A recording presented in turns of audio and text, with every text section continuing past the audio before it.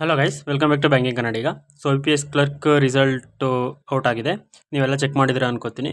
So ನಿಮ್ಮದು clear ಆಗಿದ್ರು clear ಆಗಿಲ್ಲ ಅಂದರೂ ನಿಮ್ಮ ಸ್ಕೋರು ಆ್ಯಂಡ್ ಕ್ಯಾಟಗರಿನ ಮೆನ್ಷನ್ ಮಾಡಿ, ಟೋಟಲ್ ಸ್ಕೋರ್ ಮೆನ್ಷನ್ ಮಾಡಿ, ಸೆಕ್ಷನ್ ವೈಸ್ ಏನು ಬೇಡ. ಆ್ಯಂಡ್ ನನ್ನ ಸ್ಕೋರ್ ನಾನು ಹೇಳ್ತಾ ಹೋಗ್ತೀನಿ. ಇದು ನಾನು ಮೊನ್ನೆನೋ ಅಥವಾ 3 days ಬ್ಯಾಕೇನೋ ಎಕ್ಸ್ಪೆಕ್ಟಿಂಗ್ ಸ್ಕೋರ್ ಅಂತ ಮಾಡಿದ ವಿಡಿಯೋದು ಶೀಟು. ಸೊ ಇದರಲ್ಲೇ ಹೇಳ್ತೀನಿ ನಂದು ಎಷ್ಟು ಆ್ಯಕ್ಚುಯಲ್ ಸ್ಕೋರ್ ಎಷ್ಟು ಬಂದಿದೆ ಅಂತ. ಸೊ ಕ್ವಾಂಟ್ ಹೇಳ್ತೀನಿ ಫಸ್ಟು. ಕ್ವಾಂಟ್ ಎಕ್ಸಾಕ್ಟಾಗಿ 21.5 ಅಂತ ಹೇಳಿದೆ. ಸೊ 21.5 ಬಂದಿದೆ ಲಾಸ್ಟ್. ಸೊ ಇದು 21.5 ಬಂದಿದೆ. ಸೊ 2 ತಪ್ಪಾಗಿತ್ತು ಅಂದ್ಕೊಂಡಿದೆ, ತಪ್ಪಾಗಿದೆ. ಇಂಗ್ಲೀಷು 18.5 ಅಂತ ಹೇಳಿದೆ. ಇದು ಸ್ವಲ್ಪ ಚೆನ್ನಾಗಿ ಬಂದಿದೆ, 22.25 ಸ್ಕೋರ್ ಬಂದಿದೆ. ಅದು ಅಂದರೆ ಇಲ್ಲಿ ನಾನು ಲೀಸ್ಟ್ ಮಾರ್ಕ್ಸ್ ಮಿನಿಮಮ್ ಇಷ್ಟು ಬರಬೇಕು ಆ ಥರ ಹೇಳಿದ್ದು ವರ್ಸ್ಟ್ ಕೇಸಲ್ಲಿ, ಬ್ಯಾಡ್ ಲಕ್ ಎಲ್ಲ ಸೇರಿ. ಆ್ಯಂಡ್ GA 10 ಬರುತ್ತೆ ಅಂತ ಅಂದಿದೆ. ಸೊ GA ಕೂಡ 10 ಬಂದಿದೆ. ಸೊ ನಂದು ಚೇಂಜ್ ಆಗಿರೋದು ಲೈಕ್ ಗೇಮ್ ಚೇಂಜರ್ ಅಂದರೆ ರೀಸನಿಂಗು.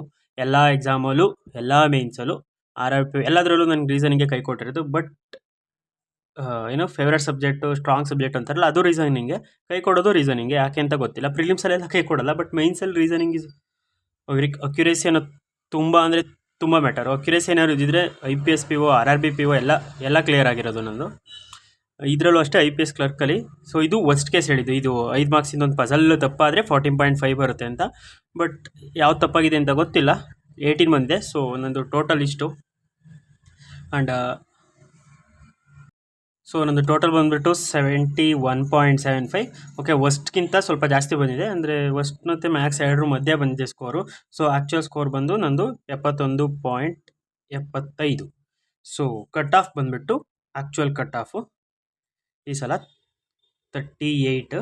ಸೊ ನನ್ನ ಸ್ಕೋರು ಔಟ್ ಆಫ್ 100ಗೆ 35.88.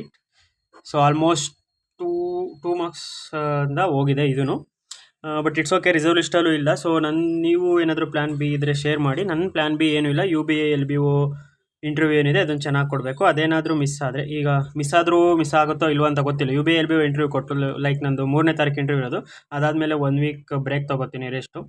ಸೊ ಆ 1 ವೀಕ್ ರೆಸ್ಟ್ ಆದಮೇಲೆ ಮತ್ತೆ RRB POಗೆ ಪ್ರಿಪ್ರೇಷನ್ ಸ್ಟಾರ್ಟ್ ಮಾಡ್ತೀವಿ.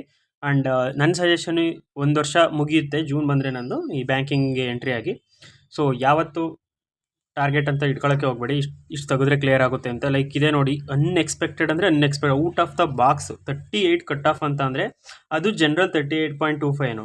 ಇಷ್ಟು ನಿಯರ್ ಜನರಲ್ OBCಗೆ ಅಂತ ಅಂದರೆ ರಿಸರ್ವೇಷನ್ ಏನಕ್ಕಿದೆ ಅಂತಲೇ ಗೊತ್ತಿಲ್ಲ. 50 25 ಏನೋ ಇದೆ. So it's hard to digest.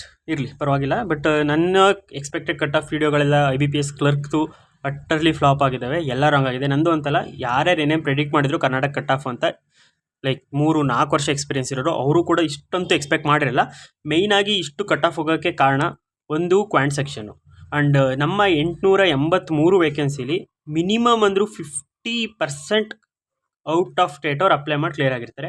ಒಂದು ಒಳ್ಳೆ ಟೇಕ್ ಅವೇ ಅಂತಂದರೆ, ಈ ವರ್ಷದಿಂದ ನಮ್ಮ ಸ್ಟೇಟಿಗೆ ಅಪ್ಲೈ ಮಾಡೋಕ್ಕೆ 2 ಸಲ ಯೋಚನೆ ಮಾಡ್ತಾರೆ. ಯಾಕೆಂದರೆ ತುಂಬ ಸ್ಟೇಟ್ಗಳಿಗಿಂತ ನಮ್ಮ ಸ್ಟೇಟ್ದು SBIಲೂ ಜಾಸ್ತಿ ಹೋಗಿದೆ, IBPSಲ್ಲೂ ಕಟ್ ಆಫು ಜಾಸ್ತಿ ಹೋಗಿದೆ. ಸೊ ನೆಕ್ಸ್ಟ್ ಇಯರು ಅದೊಂದು ಒಳ್ಳೆ ವಿಷಯ. And next year Union Bank report ಮಾಡ್ತಾರೇನೋ. ಈ ವರ್ಷ ಮಾಡಿ ಅಂತ ಅಷ್ಟೊಂದು ವಾರ್ನಿಂಗ್ ಕೊಟ್ಟಿದೆ, ನಾನೇ ಸರ್ಕ್ಯುಲರ್ ಶೇರ್ ಮಾಡಿದ್ದೆ, ಆದರೂ ಅವರು ಈ ವರ್ಷ ಮಾಡಿಲ್ಲ. So let's see what happens. So ಈಗ ನೆಕ್ಸ್ಟ್ ಇಯರ್ಗಿನ IBPS ಕ್ಲರ್ಕ್ ಇರೋದು ಡಿಸೆಂಬರ್ಗೆ. ಸೊ ಅದ್ರ ಬಗ್ಗೆ ಬಿಟ್ಟು ಎಲ್ಲರೂ ಬೇಕಿರೋ 1 ವೀಕ್ ಬ್ರೇಕ್ ತೊಗೊಳ್ಳಿ. ರಿಪೀಟರ್ಸು, ನೀವು ಬಿಗಿನರ್ಸ್ ಕಂಟಿನ್ಯೂ ಮಾಡ್ಕೊಂಡು ಹೋಗಿ. ರಿಪೀಟರ್ಸಿಗೆ ಆಗಲೇ ಒಂದು ಸೈಕಲ್ ಅಂದರೆ ಜೂನ್ ಶುರು ಆಗ್ಬಿಟ್ರೆ ಜೂನಿಂದ ನೆಕ್ಸ್ಟ್ ಏಪ್ರಿಲ್ವರೆಗೂ ಒಂಥರ ಹೆಡ್ಡೇಕ್ ಇದ್ದಂಗೆ ಇದು. ಇಷ್ಟೊಂದು ಹೆಡ್ಡೇಕ್ ಆ ಥರ ಬರುತ್ತೆ ಅಂತ ಎಕ್ಸ್ಪೆಕ್ಟು ಮಾಡಿರಲಿಲ್ಲ ಜರ್ನಿ ಸ್ಟಾರ್ಟ್ ಮಾಡಿದಾಗ. ಬಟ್ ನೀವು 1 ವೀಕ್ ರಿಪೀಟರ್ಸ್ 1 ವೀಕ್ ಟೈಮ್ ತೊಗೊಂಡು ನಿಮಗೆ ರೆಸ್ಟ್ ಬೇಕು ಅನಿಸಿದರೆ ನೆಕ್ಸ್ಟು ಮತ್ತೆ ಪ್ರಿಪ್ರೇಷನ್ ಸ್ಟಾರ್ಟ್ ಮಾಡಿ. ಪ್ರಿಪ್ರೇಷನ್ ಬಿಡಬೇಡಿ. RRB PO ವೇಕೆನ್ಸಿ ಬರಲ್ಲ, ಅದು ಇದು ಅಂತ ಏನು ತಲೆ ಕೆಡಿಸ್ಬೇಡಿ. ಏನೂ ಗೊತ್ತಿಲ್ಲ ನಮಗೆ, ಸ್ಪೆಕ್ಯುಲೇಷನ್ಸ್ ಬಿಟ್ಟಾಕಿ ಒನ್ ಸ್ಟೇಟ್ 1 RRB ಅದು ಇದು ಅಂತ ಬರುತ್ತೆ. ಎಷ್ಟು ಬರುತ್ತೆ ಅಷ್ಟಕ್ಕೆ ಕಂಪ್ಲೀಟ್ ಮಾಡೋಣ, ಅಷ್ಟಕ್ಕೆ ಚೆನ್ನಾಗಿ ಓದ್ಕೊಳ್ಳೋಣ.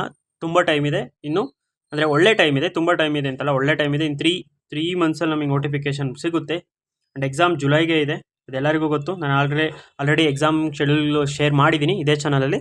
ಸೊ ಆಲ್ ದ ಬೆಸ್ಟ್, ಎಲ್ಲ ಚೆನ್ನಾಗಿ ಓದ್ಕೊಳ್ಳಿ. ಆ್ಯಂಡ್ ನಾನು ಯೂನಿಯನ್ ಬ್ಯಾಂಕ್ LBO ಇಂಟರ್ವ್ಯೂ ಬಂದಾದಮೇಲೆ ಇಂಟರ್ವ್ಯೂ ಎಕ್ಸ್ಪೀರಿಯನ್ಸ್ ಒಂದು ವೀಡಿಯೋ ಹಾಕ್ಬಿಟ್ಟು, ಅದಾದಮೇಲೆ ಸ್ವಲ್ಪ 1 ವೀಕ್ ಬ್ರೇಕ್ ತೊಗೊಂಡು, ಅಂದರೆ ಯೂಟ್ಯೂಬಿಗೆ ಬ್ರೇಕ್ ತಗೊಳ್ಳೋದ, ಏನಾದರೂ ಯೂಸ್ಫುಲ್ ಇನ್ಫಾರ್ಮೇಷನ್ ಇದ್ದರೆ ಅಥವಾ DV ಬಗ್ಗೆ ಅಥವಾ ಏನಾದರೂ ಇದ್ದರೆ ಶೇರ್ ಮಾಡ್ತೀನಿ. ಸ್ಟಡೀಸ್ ಬಗ್ಗೆ 1 ವೀಕ್ ಬ್ರೇಕ್ ತೊಗೊಂಡು ನೆಕ್ಸ್ಟ್ ಮತ್ತೆ ನಾನು RRB POಗೆ 0 ಇಂದ ಸ್ಟಾರ್ಟ್ ಮಾಡ್ತೀನಿ ಓದೋಕ್ಕೆ. ಸೊ ಅಷ್ಟೇ ಈ ವಿಡಿಯೋಗೆ. All the best. ಯಾರ್ಯಾರ್ದು ಕ್ಲಿಯರ್ ಆಗಿದೆ ಅವರಿಗೆ ಕಂಗ್ರ್ಯಾಚುಲೇಷನ್, ಆ್ಯಂಡ್ ಯಾರ್ಯಾರು ಕ್ಲಿಯರ್ ಆಗಿಲ್ಲ ಅವರಿಗೆ ಫ್ಯೂಚರ್ಗೆ ಆಲ್ ದ ಬೆಸ್ಟ್. ಚೆನ್ನಾಗಿ ಓದ್ಕೊಳ್ಳಿ, ಕ್ಲಿಯರ್ ಮಾಡ್ಕೊಳ್ಳಿ.